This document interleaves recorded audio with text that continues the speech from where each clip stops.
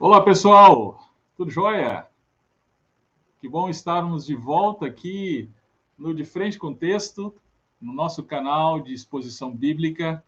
É sempre muito bom estarmos juntos aqui às terças-feiras com a exposição do livro de Ruth.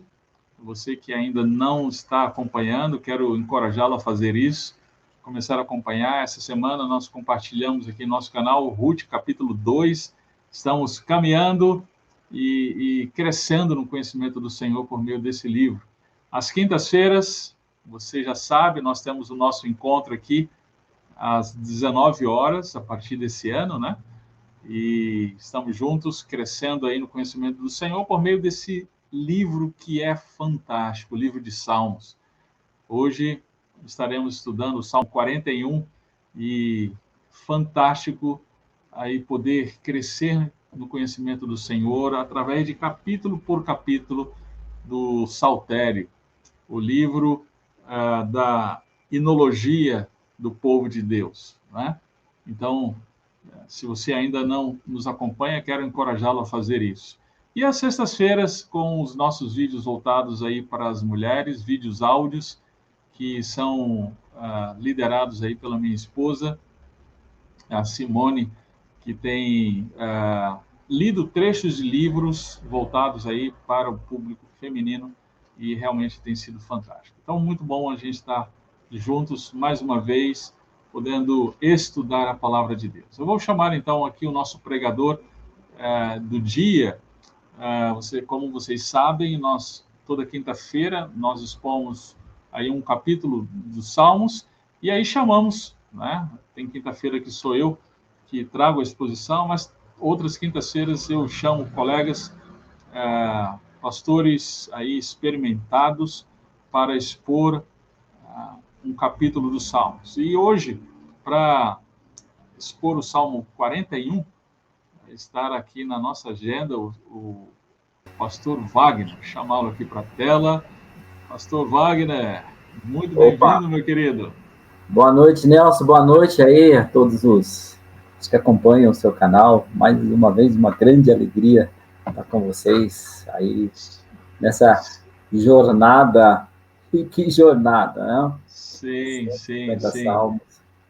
Gente, pastor Wagner, vocês conhecem, é um grande amigo nosso e já teve aqui algumas vezes no nosso canal e topou estar mais uma vez aqui hoje e ao longo desse ano ele vai estar várias vezes nos ajudando na exposição de Salmos. Pastor Wagner, é sempre muito bom tê-lo. O pastor Wagner, gente, é um homem de Deus, Deus tem derramado a sua graça, ele, de sua esposa. Ele é pastor da Primeira Igreja Batista de Cambuí, sul de Minas. Mineirinho, gente. Temos aqui... Melhor cidade do Brasil. Comedor de pão de queijo.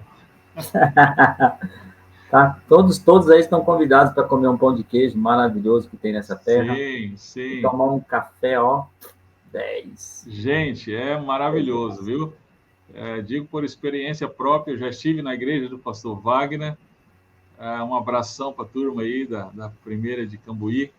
Deus abençoe os irmãos. Quando você veio aqui, você foi no último gole, né? Então, estava lembrando, né, Nelson? Último gole? Deixa eu explicar o negócio do último gole. É um Como bar. É que é? Né? Explica aí. É bem um bar. Isso é uma expressão mineira, né? É uma expressão mineira. É um restaurante. Então verdade. Lá no pé da serra. Exato. Gente do céu. Vocês precisam... quem puder estar lá, vocês têm que passar no último gole. Último gole. E você sabe que chama o último gole porque está bem no pé da serra, então quem subia era a última chance de tomar um negocinho ali. Por isso que passou a chamar o último gole. Faz sentido. Faz todo sentido. Porque dali até o resto da serra não tinha mais nada, né? Na ocasião, uns 40 anos atrás. Então, sim. E aí o negócio popularizou tal, e faz uma vida sensacional lá, muito boa. Gente, vale a pena. A vista é belíssima, a região é muito bonita e a culinária é fantástica. Vale a pena muito estar lá. E então, vá visitar a igreja do pastor Wagner e aproveita e vá no último gole. No último gole. Muito bem. Pessoal, eu já vou deixar vocês à vontade com o pastor Wagner. Ele vai trazer, então, aqui a exposição de hoje, que é o Salmo 41. Já pega aí a sua Bíblia, papel, caneta, e vamos juntos ouvir a palavra do Senhor. Pastor Wagner, mais uma vez, muito obrigado. Deus abençoe você. A gratidão é minha, pastor Nelson. A gratidão é minha mesmo. Bom, boa noite a todos vocês aí, ouvintes, né, do canal De Frente para o Texto, um canal que tem aceitado grandes desafios, e um grande desafio mesmo, do pastor Nelson, é passar salmo por salmo. E para mim tem sido um desafio cada vez que ele me dá um salmo para eu pregar. Na verdade, eu não queria nem dizer, olha, essa é uma pregação a respeito de salmo. Eu gostaria de fazer algumas reflexões nesse salmo, no Salmo 41, vindas a partir do momento em que eu sentei e comecei a estudá-lo, a olhar e tentar identificar a mensagem que Davi pretendia quando escreveu. Então, você pode abrir, se já não abriu sua Bíblia, no Salmo 51, ou, desculpe, 41, 51 é só daqui a 10 semanas, né, se der tudo certo. Enquanto você está abrindo aí, tentando achar, localizar no seu aparelho, o Salmo de número 41, eu gostaria que você lembrasse que nós temos algumas limitações para a compreensão dos Salmos, para compreender os Salmos. A primeira delas é que nós não conhecemos bem a história de Israel. Então, ficamos assim, vagando nesse tipo de solo, pensando que estamos no lugar certo. Às vezes, totalmente perdidos, porque não conhecemos cronologicamente, né, ou às vezes até de forma anacrônica, a história de Israel. Outra dificuldade, outra limitação que nós temos para a compreensão dos Salmos é a dificuldade de entender o espírito nacionalista de Israel. É bem diferente do nosso. O espírito nacionalista estava muito vinculado à questão das cerimônias, as questões relacionadas a Yahvé, né, ou Yahweh, ao Senhor, aos antepassados, a expectativa, né, messiânica, que é uma das dificuldades, uma das limitações para a gente compreender os Salmos, essa dificuldade de perceber a expectativa messiânica dos Salmos, que são impostas nos momentos de aflição em que os autores desse tipo de literatura passavam. E nós também temos uma visão, acabamos por pegar nos Salmos, ou nos é passado uma visão muito, ou estritamente devocional dos Salmos. Olhamos os Salmos como um tipo de manual de autoajuda. Então, estou com algum problema, folhei um Salmo, olha, o Senhor é meu auxílio, tal, e parece que isso é tudo o que o Salmo tem para ensinar. Ou olhamos ele simplesmente como uma coletânea de poesias musicais. Isso acaba dando uma visão, né, limitada para a gente compreender os Salmos. Eu me sinto muito limitado para uma interpretação correta deles. Mas eles são desafiadores, principalmente porque normalmente nós fazemos dos Salmos escritos muito práticos. E eles não são tão práticos assim. Há uma complexidade poética atrás. Há uma estrutura de pensamentos atrás. Há enigmas atrás dos Salmos que passam desapercebidos se eu não tenho assim, uma compreensão da história, uma compreensão dessa expectativa messiânica, uma compreensão de que os Salmos vão além, muito além dessa desse teor devocional que nós impomos sobre eles. Né? E eles não são assim tão devocionais, tão práticos como nós pensamos. Qual que é a mensagem que eu creio que este salmo está nos dando? Salmo 41. O que o autor quer nos passar? O que o autor estava passando, o salmo? Então, eu coloquei uma frase aqui, e essa frase ela vai linear, vai me conduzir até o final aqui desse estudo. Eu vou pensá-lo como estudo e não necessariamente como uma pregação. Então, a frase é a seguinte: nas múltiplas adversidades, aí eu vou, com o tempo, com o decorrer aqui, eu vou desenvolvendo cada parte dela. Né? Nas múltiplas adversidades em que o autor passa, está lá no meio do Salmo 41, confie, essa é a mensagem, confie na intervenção de Deus por meio do Filho. Mas aí, se você vai ler o Salmo, você vai perceber que não aparece uma intervenção direta de Deus. Na verdade, até aparece, mas não aparece nenhuma expressão relacionada à questão do Filho. Mas com o desenvolvimento, eu quero tentar convencê-lo de que isso está ali, sim. Bom, como é que eu vou ler esse Salmo? Ou como é que nós vamos ler esse Salmo? Você deve estar com ele aberto no capítulo 41. Nós vamos começar a ler esse Salmo a partir do versículo 40, a partir do versículo 17 do Salmo 40. Quero lembrar você que isso era tudo um pacote só, não tinha essas divisões de números quando foi escrito, né? Tinha algumas sugestões de divisões dos próprios autores, mas os salmos eram entendidos como uma coisa só. E a gente, né, departamentalizou, dividimos os salmos. Não, esse salmo termina aqui, e algumas vezes e isso é prejudicial para uma compreensão maior. Então, olha como é que termina o Salmo 40, lá no versículo 17. Quanto a mim,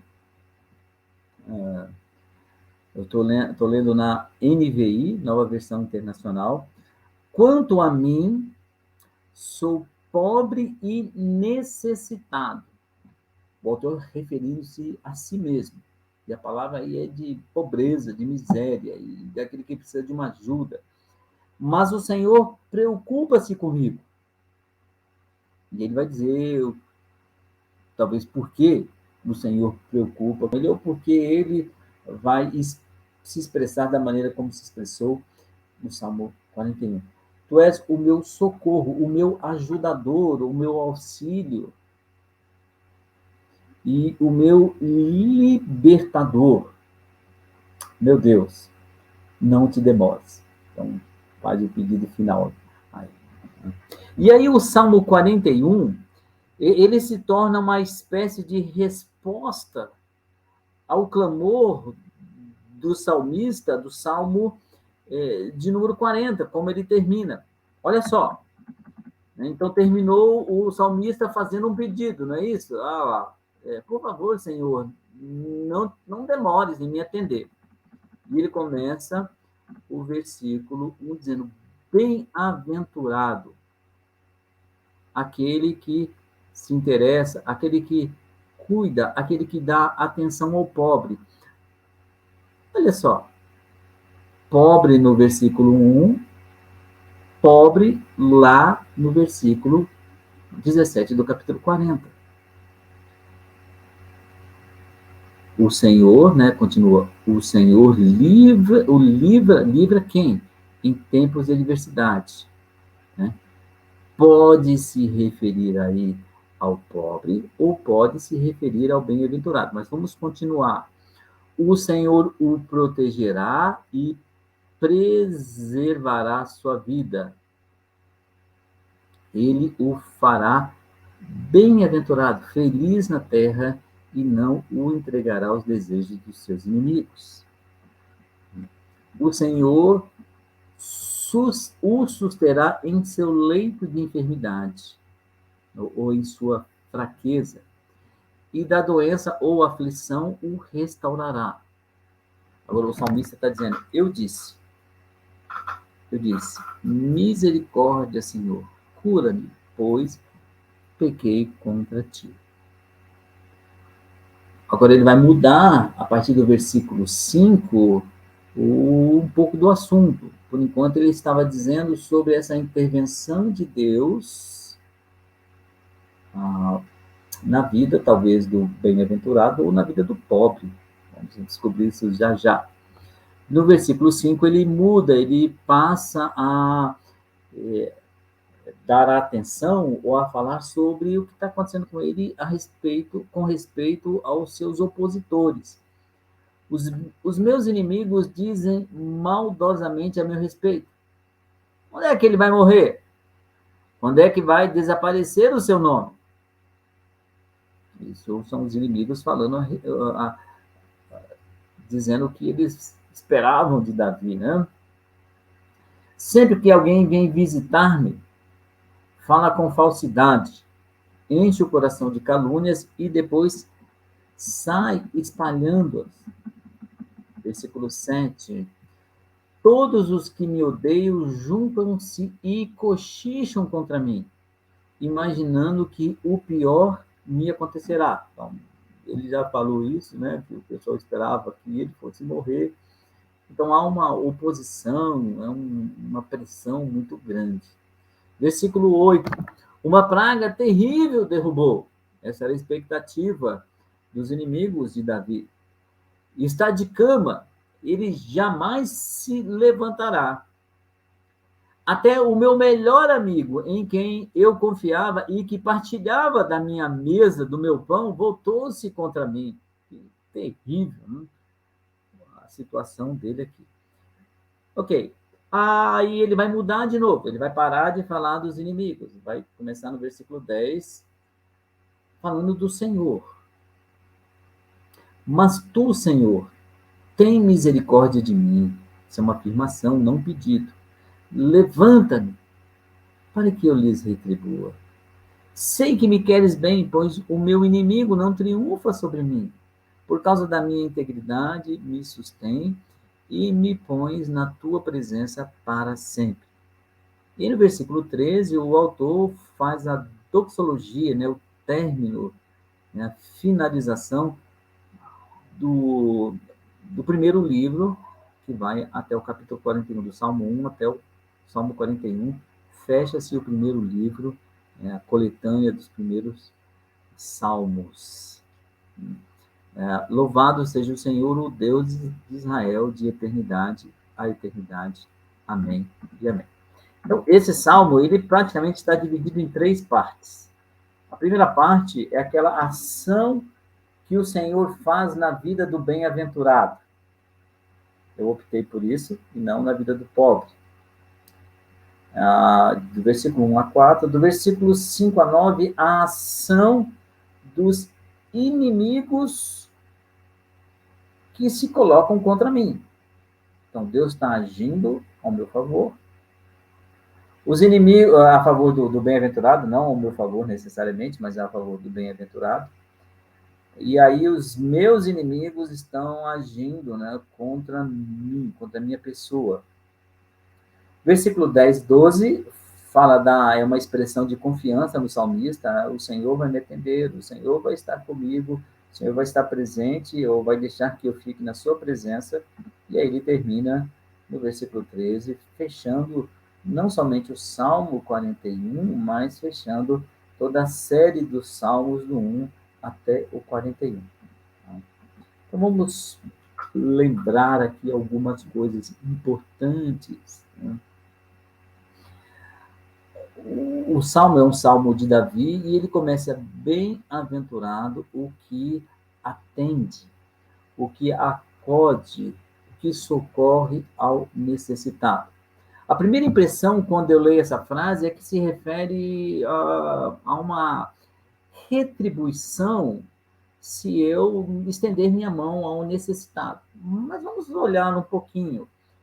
Se o necessitado era Davi, lá do versículo 17 do Salmo 40, Davi não poderia ser as duas coisas ao mesmo tempo.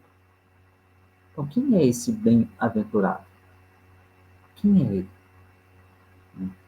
ele? Lógico, você sabe que os salmos começam com bem-aventurado o homem que se afasta do pecado e se aproxima de Deus, né? Assim foram ele introduzidos. Assim, o último salmo praticamente termina. Essa é a mesma expressão do Salmo 1 e do Salmo 41, a expressão hebraica, né? Asherê, que tem como equivalente grego a mesma coisa, né? Makarios, o bem-aventurado. Né? E a gente já até, quando pensa em bem-aventurado, nós já vamos rapidamente para o Novo Testamento, pensamos lá no Sermão do Monte, está correto pensar assim, o Sermão do Monte é um reflexo das expressões dos salmistas. Tá?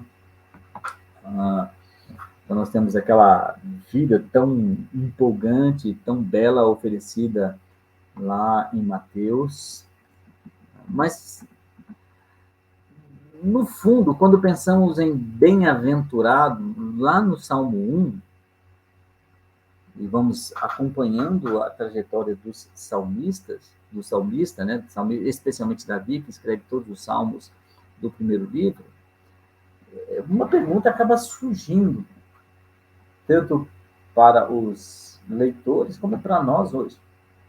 Se bem-aventurado é o homem que está perto de Deus e distante do pecado, conforme diz o Salmo 1, e se eu faço isso, e se outras pessoas fazem, onde está? Aonde está essa vida abençoada? Será que ela é um tipo de utopia espiritual? Um sonho? Ou é uma demagogia da parte da Bíblia? Então, há essa grande pergunta. Os salmos vão mostrando uma vulnerabilidade, uma flexibilidade da vida do autor a todo tempo. Uma hora ele está bem, uma hora ele está ruim. E onde está essa vida bem-aventurada? Essa vida abençoada? Onde está o abençoado? Como seria traduzido, né? Bem-aventurado, aquele que... Né? Então, para o compilador dos Salmos, há esse dilema. Né? Quem montou todos os Salmos não foi Davi que fez essa montagem direitinho, foi um compilador após esses Salmos escritos. Se o justo estaria de posse das bem-aventuranças, por que ele ainda passa por sofrimento, por perseguição, pressão dos inimigos? O pessoal lá no encalço de Davi, ele fala, até meu próprio amigo está contra mim. Por que os dias são uma composição de lutas e batalhas? Onde está a vida abençoada oferecida pelo Salmo 1? E nós chegamos aqui no final dessa primeira etapa, embora ela apareça aqui e acolá, em alguns salmos, tal, mas, no geral, na soma total das expressões dos salmos até o final do primeiro livro, que é o capítulo 41, parece que a coisa está em déficit. Tá? A conta está negativa, porque praticamente introduz o Salmo 41, aí a partir da expressão do 40:17, dizendo que eu sou pobre e necessitado. Então, onde está essa vida abundante oferecida? E repetida aqui no Salmo 41. Bem-aventurado aquele que acode o necessitado. Quem é o necessitado? Eu já disse isso, já falei. O próprio autor do Salmo é o necessitado. A palavra pobre, tanto no Salmo 40:17 como no 41:1, é a mesma palavra.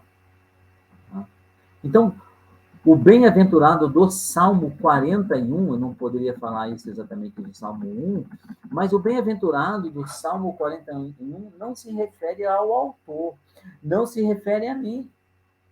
Não é uma dica espiritual dizendo, olha, se eu cuidar do pobre, então eu vou ser abençoado. Se não sou eu o bem-aventurado, Salmo 41, quem seria ele? E se o bem-aventurado do Salmo 41 não se refere a um homem comum? Você lê com calma o Salmo, é possível chegar à seguinte conclusão. O bem-aventurado, o bem-aventurado do Salmo 41, ou é ele o ativo, quem está aplicando o que segue no versículo 2, 3, parte do 1, 2, 3, ele talvez seja o ativo que aplica o livramento, a proteção, a preservação, a felicidade ao necessitado, que é o que segue aí após essa declaração. Se ele é esse ativo, então o bem-aventurado do Salmo 1, ele é o próprio Senhor e não o autor. Ou também, o bem-aventurado do Salmo 41 é aquele que recebe da parte do Senhor a proteção, a preservação e a felicidade. Então ele passa a ser o passivo neste salmo. Não sei se está muito complicado, mas eu vou dar já a dica direto, se você já imaginou, né? Se o bem é possível que o bem-aventurado do Salmo 41, já que não se refere ao autor, porque o autor é o pobre e o necessitado, é possível que se refira ao Filho de Deus, ao Messias. Porque o próprio Salmo 40, 17, ele dá uma dica para nós a respeito disso. Ele diz, olha, eu sou pobre e necessitado, porém o Senhor cuida de mim. Aquele Senhor que aplica aquilo. Tu és o meu amparo e o meu libertador. Tá? São duas características, dois atributos mencionados aqui, meu auxílio, meu libertador, que são títulos dados ao Messias no Novo Testamento. A exemplo de Romanos 11, 26, que diz, e assim todo Israel será salvo, como está escrito, virá de Sião o libertador. A mesma expressão, ou expressão um sinônimo do Salmo 40, 17. Hebreus 13, 6, ele dizia assim, com confiança, ousemos dizer, o Senhor é meu ajudador. É a mesma palavra que aparece no Salmo 40, 17. E aí o autor segue fazendo algumas afirmações, por exemplo, o Senhor o livra no dia do mal. Livra quem? Sabe que isso não seria uma referência à libertação que Deus dá a Cristo Jesus, né, ao Senhor Jesus Cristo, de todo planejamento de morte e ataque ao Messias? É provável. O Senhor protegerá e preservará a sua vida. Se referindo a quem? Ao Filho, ao bem-aventurado. Não foi isso que Deus fez, embora o Messias foi morto, mas não ficou na sepultura. O Senhor o fará feliz na terra e não entregará os seus desejos, e não entregará ao desejo dos inimigos. Não foi isso que aconteceu com o Senhor Jesus, apesar de toda a oposição, toda a conspiração contra ele, mas ainda tudo estava sob o controle de Deus. O versículo 3, o Senhor o susterá em seu leito de aflição. Lá está a doença, a enfermidade, mas pode-se usar a palavra aflição. E da fraqueza o restaurará. Não podem ser situações aplicadas ao Filho de Deus. Quando eu falei no começo que nós temos uma dificuldade muito grande de perceber essa expectativa messiânica no coração dos autores, no coração de um israelita no tempo de Davi, é por isso, porque nós olhamos essas coisas e já dizemos, é nossa, pertence a mim, eu sou bem-aventurado, porque então eu preciso atender o pobre, mas o autor está dizendo que o pobre é ele, o bem-aventurado é o outro personagem na história. Então, a maior lição que nós temos aqui é que no Filho, ou em Cristo, aí eu acho que vale a pena pensar no Salmo como a sua mensagem. Então, essa grande lição que temos, sabe? Aquilo que vai além de um devocional, né, de simplesmente pegar a palavra, olha, os meus inimigos não vão lutar contra mim, Deus vai me proteger, mas é mais do que isso. A lição que temos é que no Filho, que no Messias, que em Cristo, toda a nossa expectativa do reino de Deus será suprida, daquele reino prometido, daquele reino em que habita a justiça. E aqui eu faço umas menções assim, não tão diretas e claras a respeito da pregação de Jesus Cristo no Sermão do Monte das Bem-aventuranças, né? Nós temos outras lições também, que em Cristo ou no Filho, toda a nossa lágrima será enxugada. Toda a nossa esperança de redenção será atendida, não simplesmente uma cura, alguma coisa assim, mas a extinção de toda a morte diante de nós. Em Cristo, toda a nossa sede de justiça será saciada. Todo o nosso pecado será tratado. Em Cristo, no Messias, no bem-aventurado, toda a nossa paternidade eterna será real.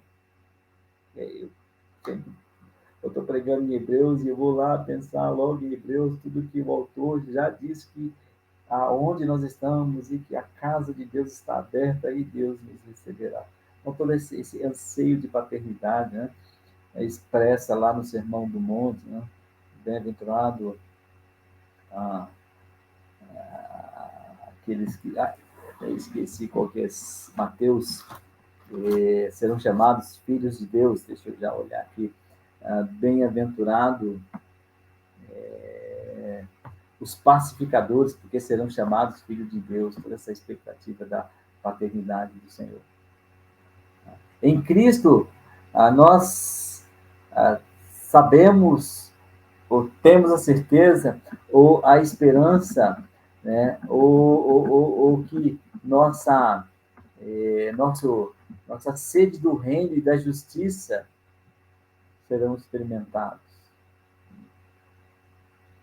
Em Cristo, todo e qualquer tipo de oposição vai ser desvanecido.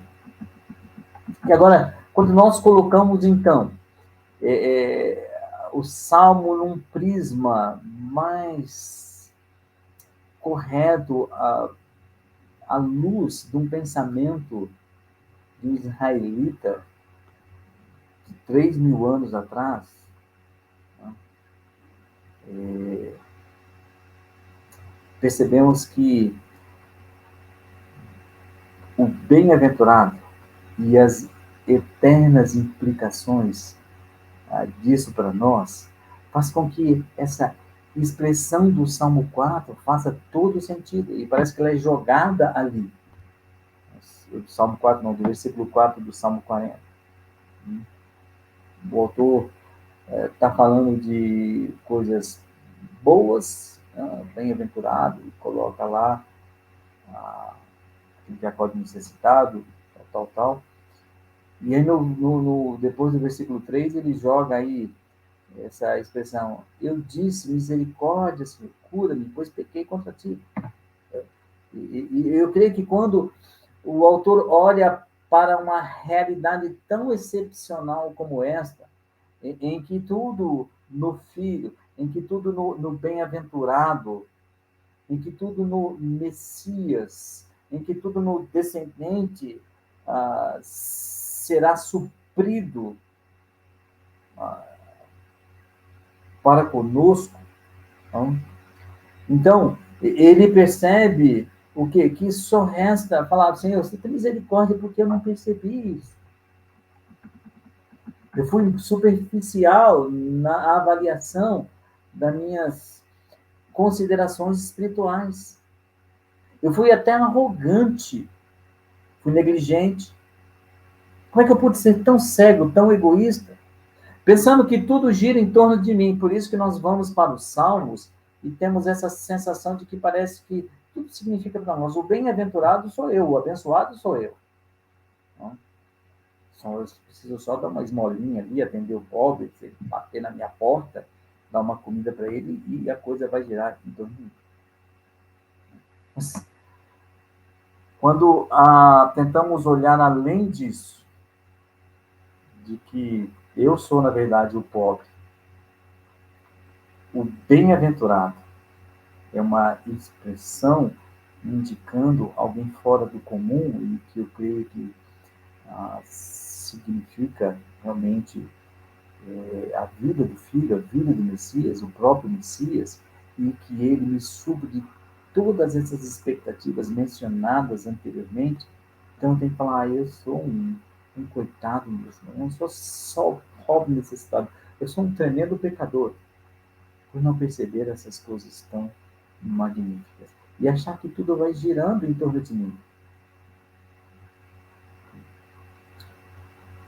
Do versículo 5 ao 9, então começa uma sessão aqui nesse salmo, dessa ação dos inimigos contra mim, essa oposição insistente. Por que eu sou necessitado? Não porque Deus não cuida de mim, é porque eu estou rodeado de pessoas que ainda não perceberam que eu, como rei, estou nessa posição, mas é isso por causa da graça do Filho. Estou rodeada de pessoas que estão completamente afetadas com a queda, influenciadas pelos efeitos da queda.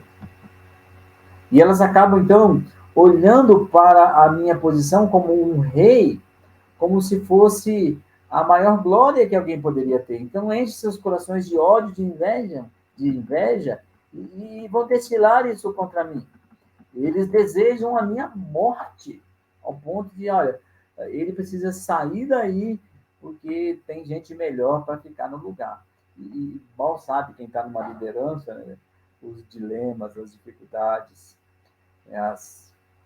as crises que passa aí, que muitas vezes a gente fala, bom, eu não queria nem estar aqui. Mas quem está de fora acha que é sempre só uma posição de honra e de privilégio. E eles acabam manchando a minha reputação, lá no versículo 6. Sempre que alguém vem me visitar, fala com falsidade. E sai espalhando coisas ruins por aí. Não só isso, mas os efeitos da queda são tão marcantes na vida dessas pessoas que eles me cercam maldosamente. Juntam-se contra mim e pensam, bom, uma praga, né, uma doença terrível vai atingir ele e ele não vai mais se levantar da cama. Na verdade, versículos 5 e 6, é quase que, 7 e 5 é quase que a mesma coisa. Eles querem a morte de Davi. Então, imagine essa tensão. Não sou pobre, necessitado, porque preciso de alguma coisa e está passando fome. Eu sou pobre, necessitado, porque sou rodeado de pessoas que ainda estão sob os terríveis efeitos da queda. E eles acham que a melhor coisa que tem, que eles poderiam ter na vida é estar no meu lugar, ter o que eu tenho, apreciar a posição que eu tenho, mas eles mal sabem disso. Versículo 9, até o meu melhor amigo, em quem eu confiava, partilhava, voltou-se contra mim. Então, é uma situação de uma pressão emocional muito grande, né? Muito grande, uma pressão psicológica, física. Somente considerar e pensar que um dia tudo isso vai se extinguir por causa da presença da glória de Deus ou por causa de estarmos na presença da glória de Deus, pode realmente dar algum tipo de alívio. Porque ele sabia que essa oposição insistente continuaria todos os dias da sua vida. Eu acho que ele tem uma aplicação muito boa para nós, né? Quando nós temos aqueles problemas insistentes em nossas vidas, aquelas dificuldades permanentes, aquela pedra que está no nosso sapato que não sai de jeito nenhum. E muitas pessoas passam por isso. Recentemente estou lidando com uma situação em que uma mãe, há 17 anos pelo menos, luta com uma filha envolvida com drogas, e a mãe, tentamos levar para uma clínica, no mesmo dia ela quis voltar, voltou após 4 dias na clínica, e a mãe mandou uma mensagem e falou para mim: meu sofrimento não termina, o sofrimento continua, por causa da minha filha. E pensando nisso, né, como exemplo, como ilustração, tem situações que estarão assim, permanentemente nos afligindo, como uma sombra. Nós só saberemos, ou só estaremos livres disso, quando, então, o Senhor trouxer a plenitude de vida, a redenção. Quando o nosso Messias retornar, quando nos der um corpo glorificado, imune e isentos ao pecado. Olhar a vida cristã dessa perspectiva é como o salmista pode olhar o Salmo aqui, o Salmo 41. Eles continuarão ali. Mas Deus, um dia, vai tratar disso. E o salmista tinha a expectativa de que o bem-aventurado resolvesse isso. E ele estava certo na pessoa, mas não estava muito certo na forma. Versículos de 10 a 12, quase finalizando aqui, nós temos a expressão de confiança do salmista em Deus. Deus está sempre presente. Olha só, versículo 10, mas tu, Senhor, tem misericórdia de mim. Sei que me queres bem. O Senhor me sustenta e me põe em tua presença para sempre. É tudo o que ele precisa para enfrentar as adversidades da vida. Por isso que eu coloco aqui, né, nas múltiplas adversidades, confie na intervenção de Deus por meio do Filho. Então, tem coisas que não vão se resolver. Não vão. Não vão mesmo. Estarão sempre. Elas só terão fim o dia que o pecado for banido da nossa presença. Isso só vai acontecer quando, enfim, Jesus Cristo vier e impor o seu reino sobre essa terra, o reino justo. Quando estivermos, de fato, na presença de Deus, onde nós encontramos a fonte de toda justiça, ou, na verdade, o centro de toda justiça e a fonte da vida eterna. Então, começa no Salmo 1, eu creio que se refere ao homem comum, mesmo bem-aventurado o homem que não anda, e o Salmo 41, bem-aventurado aquele. A expectativa desse homem do Salmo 41, de que ele atinja uma plenitude de vida, é totalmente frustrada, dá para ver a vulnerabilidade entre os salmos. Mas o bem-aventurado do Salmo 41, referindo-se ao Messias, aquele que atende ao necessitado, não é. Porque o Salmo termina, né? O compilador faz questão: louvado seja o Senhor, versículo 3, o Deus de Israel, de eternidade a eternidade. essa expressão de eternidade, a eternidade, é o Deus que tem o controle de todas as coisas. O Deus dono da infinitude, o Deus dono de todo o poder, o Deus dono da história, e aquele que vai intervir na história para trazer, né, justiça verdadeira a este mundo. Versículos de 1 a 4, a ação que o Senhor faz na vida do bem-aventurado. Deus vai proteger o bem-aventurado para que ele traga a vida plena para nós, vai proteger o Messias, vai proteger o seu filho, para que ele complete a sua obra ampliada no Novo Testamento. Versículos 5 a 9, a ação dos inimigos contra mim. Então, essa oposição insistente, e ela não nos deixará por causa do pecado, sempre teremos problemas.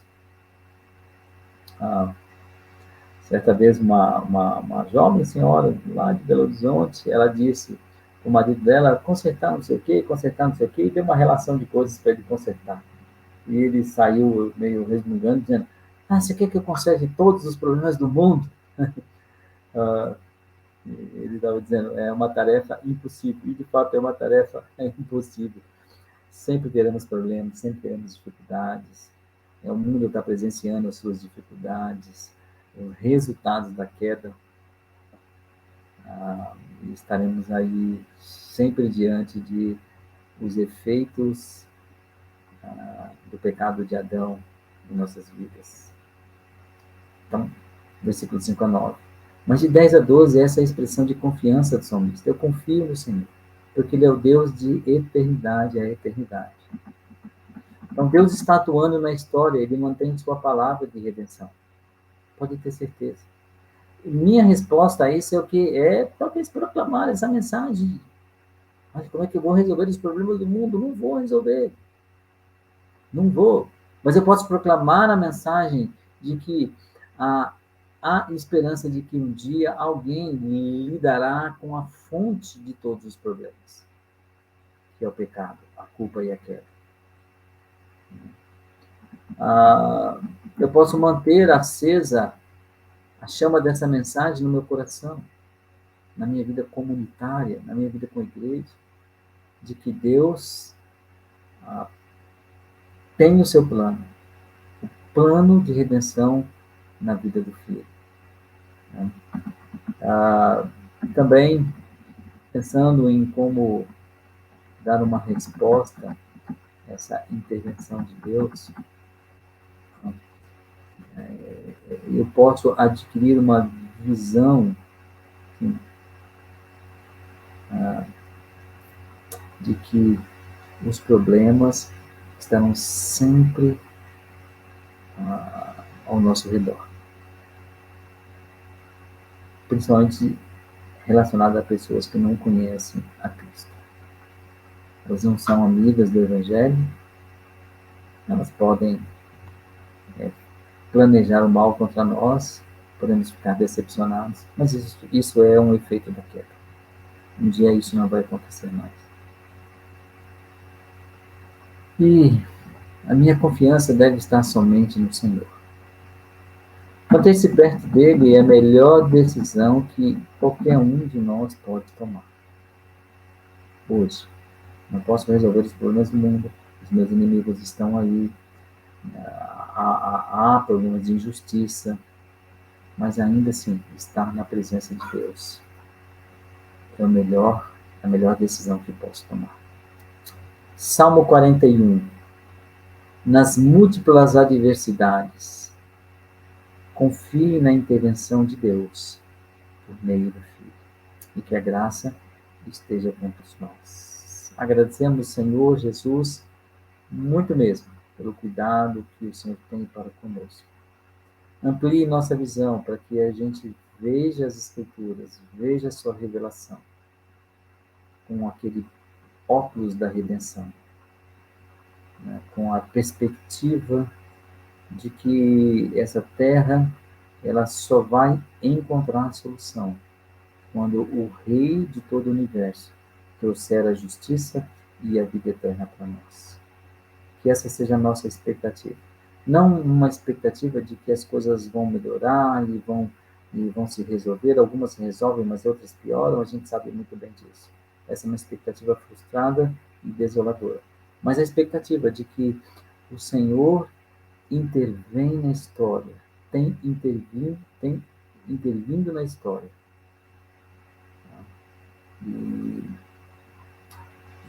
E vai marcando, deixando as digitais dos seus planos, para que um dia toda a terra volte a ser, toda a criação seja restaurada e redimida para a glória do Filho.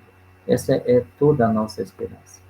Grato sou, em nome de Jesus. Amém. Muito bem, irmãos. Graças a Deus, mais uma exposição. Muito obrigado, pastor Wagner. Terminamos hoje, gente, o primeiro livro do Saltério. Olha aí.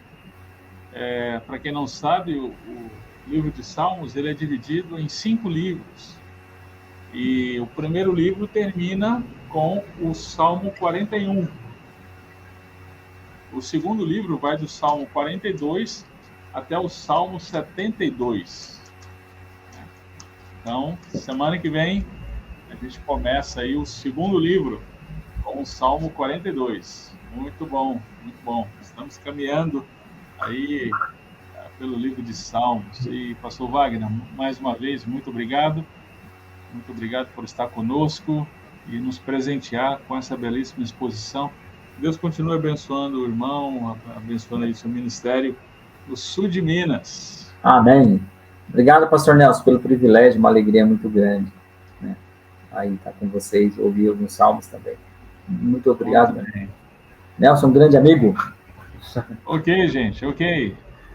Abração, pastor Wagner. Pessoal, tchau. Tchau, tchau. Pessoal, estamos encerrando por hoje. Tenho certeza que tem sido útil para você. Sendo assim, se ainda não está inscrito no nosso canal, se inscreva, deixe seu like, faça seu comentário. Se tiver alguma dúvida, deixe aí sua pergunta. E vamos continuar juntos de frente com o texto. Um grande abraço a todos. Deus abençoe.